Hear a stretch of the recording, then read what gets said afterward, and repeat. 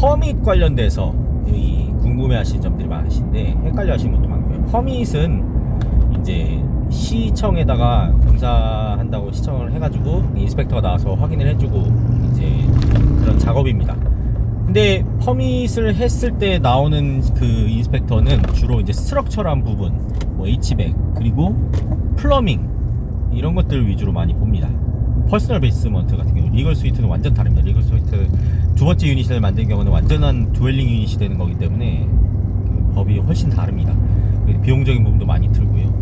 공기도 훨씬 길어집니다. 인스펙션도 많아지고요. 다만 이 퍼밋을 받기 위해서 어떻게 하느냐, 이제 도면을 그려야 됩니다. 근데 이 퍼스널 베이스먼트 같은 경우는 이제 도면을 직접 그리셔도 됩니다. 직접 손으로 그린 그림을 내도 이해할 수만 있으면은 된다고 볼 수 있을 수가 있습니다.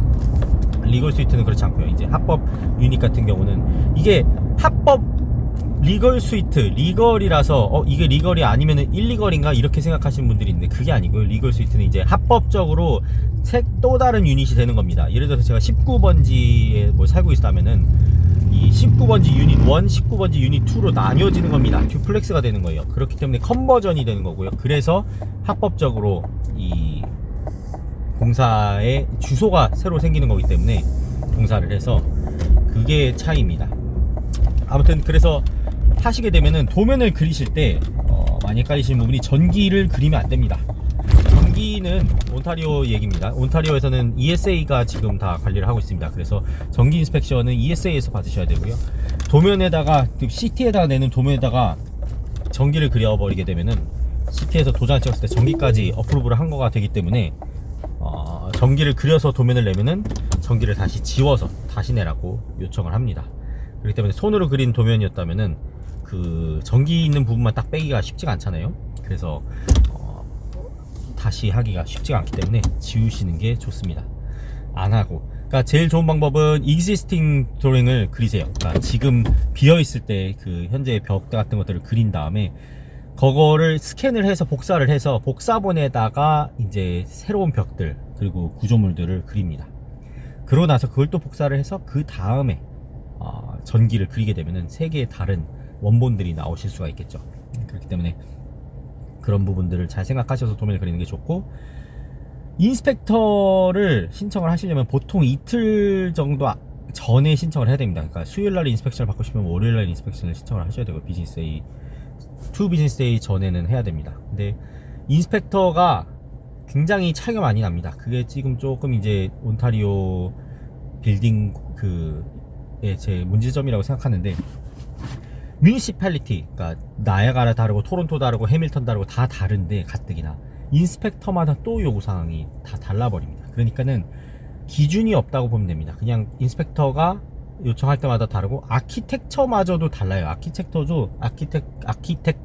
아키텍처도 그 경험이 있는 분들과 경험이 없는 분들의 차이가 어마어마하게 납니다. 진짜 지금 저희 하시는 분 이제 함자라는 분인데 나야가라 세라믹 프로 사장님이십니다. 근데 두 번을 아키텍처한테 당하셨어요. 그러니까 제가 처음에 이제 이분한테 딱 도움을 받았는데 도면이 너무 이상한 거예요. 막 그 파일 세퍼레이션도 하나도 안 돼 있고 리걸 스위트라는데, 그래서 이거 도면이 좀 이상한 것 같다. 내가 이거는 한번 확인을 해봐야 될 것 같아가지고 제가 아키텍처한테 전화했습니다.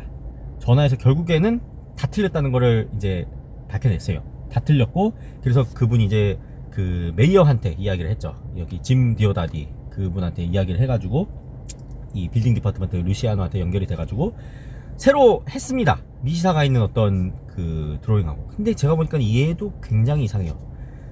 이 리걸 스위트 세퍼레이션을 안 해본 분들은 전혀 그 개념을 이해를 못하는 부분이 많고요.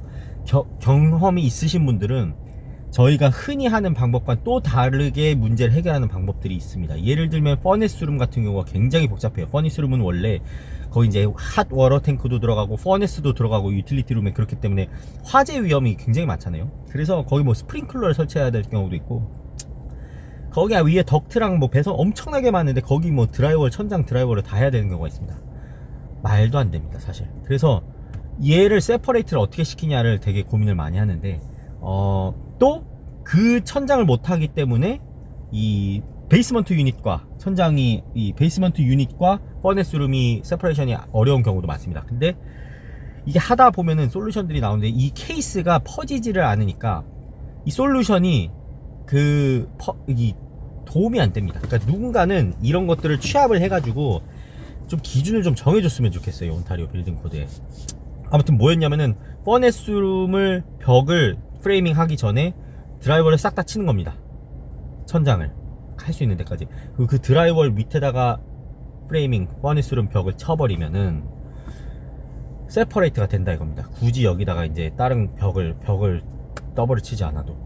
근데 어떤 경우는 포테리에 있는 저희 클라이언트 분 한 명은 이제 DIY를 하신 거예요. 이제 퍼밋을 받아가지고 DIY를 하셨는데, 그분도 이제 당연히 DIY니까는 이 파일 세퍼레이션에 대한 게 굉장히 어렵거든요. 그거를 경험이 없으시니까는 벽을 일단 다 세워버리신 거예요. 근데 파일 세퍼레이션 하시려면 벽 위에다가 드라이버를 치셔야 됩니다. 안 그러면은 여기 이 코너 부분을 하실 수가 없어요. 그래서 결국에는 인스펙터가 나와서 주신 솔루션이 드라이버를 더블로 다 칠하는 거죠. 인테리어에 있는 벽은 모든 벽을 다 더블로 칠하는 거예요. 그러니까 얼마나 사실 공정이 훨씬 많아지고 길어지고 비용도 늘어나고, 위에 드라이버 한 장만 이렇게 붙여가지고 프레이밍 하면 2장 붙인 경우도 있습니다. 해밀턴에는 2장이든 1장이든 붙여가지고 하면 해결이 되는 건데, 안타깝게도 이 벽을 전부 다 파일 세퍼레이트를 하는 경우가 생겼습니다. 근데 이것도 사실 인스펙터마다 굉장히 다를 거예요. 인스펙터가 어떤 인스펙터가 걸렸냐에 따라서 이게 되는 경우가 있고, 뭐 벽을 허물로 하는 사람도 있을 수도 있고 괜찮다는 사람도 있을 수 있고, 그렇기 때문에 어렵습니다. 인스펙터를 말빨로 이길 수 있어야 됩니다. 인스펙터를 설득을 할 수가 있어야 돼요. 그래서 이 빌딩 디파트먼트하고도 전화를 해보면은 특히나 지금 세대 교체가 좀 많이 일어나고 있는 것 같아요. 이제 아시던 경험이 있으신 분들이 많이 은퇴를 해버리시다 보니까, 제가 알기로 5년 안에 뭐 80%인가가 은퇴를 하신다고 해요. 지금 블루 컬러 지금 이 공사장 현장 이런 쪽 일을 하시는 분들이. 그러니까는 뭐 뻔하죠. 시청에도 모르는 사람들, 어린 사람들밖에 없습니다. 아무것도 모르니까는 그냥 아키텍처가 준 드로잉 그대로 그냥 가려고 하는 거예요.